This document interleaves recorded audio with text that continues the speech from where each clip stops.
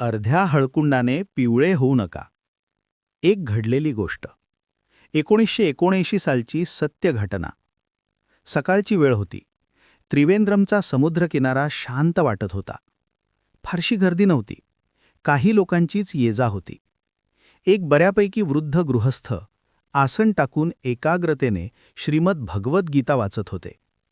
तेवढ्यात एक उच्च शिक्षित पण देवधर्म न मानणारा तरुण तिथे येऊन त्यांच्याजवळ मुद्दाम टिंगल करण्याच्या उद्देशाने बसला आणि त्या तरुणाने टोमणे मारायला सुरुवात केली.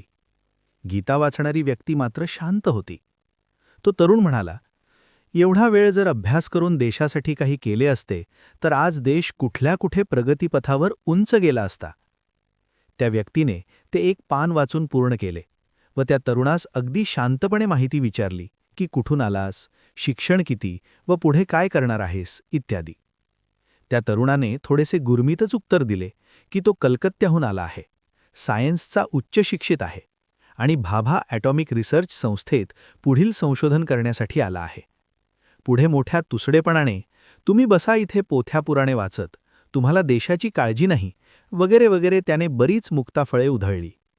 तरीही ती व्यक्ती शांतच होती. थोड्या वेळाने त्या गीता वाचणाऱ्या व्यक्तीने उठून आसन गुंडाळले तसे एकदम 4 दणकट कमांडो बॉडीगार्ड धावत त्या व्यक्तीजवळ आले आणि एक मोठी मजबूत शासकीय लाल दिवा असलेली कार एक ड्रायव्हर घेऊन आला आणि आदबीने सलाम करून दार उघडून उभा राहिला. हे सगळं पाहिल्यावर मात्र तो तरुण पुरता गोंधळून गेला व त्या व्यक्तीची क्षमायाचना करू लागला. त्याने घाबरत घाबरत ओळख विचारली.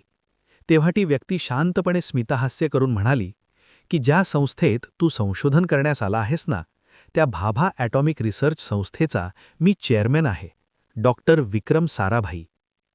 मग मात्र तो नास्तिक, देवधर्माची टिंगल करणारा तरुण ओशाळला व चक्क रडू लागला, माफी मागू लागला. तरीही डॉक्टर साराभाई शांतच. ते म्हणाले, जर या जगात एखादी गोष्ट आहे तर नक्कीच त्याचा कोणीतरी निर्माता आहे, मग ती आजची असो की महाभारतकालीन असो. आणि हे त्रिकालबाधित सत्य ही गीता सांगते. तेव्हा टिंगल करण्यापूर्वी वाचून पहा, सर्व सायन्स देखील यातच आहे. ही गोष्ट घडली तेव्हा भारतीय पातळीवरच्या विविध 13 संशोधन संस्था या डॉक्टर साराभाईंच्या नावावर होत्या.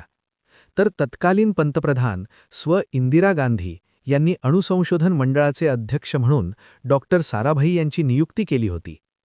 चालू वर्ष हे डॉक्टर विक्रम साराभाई यांचे 110वे जयंती वर्ष आहे, म्हणून एक आठवण.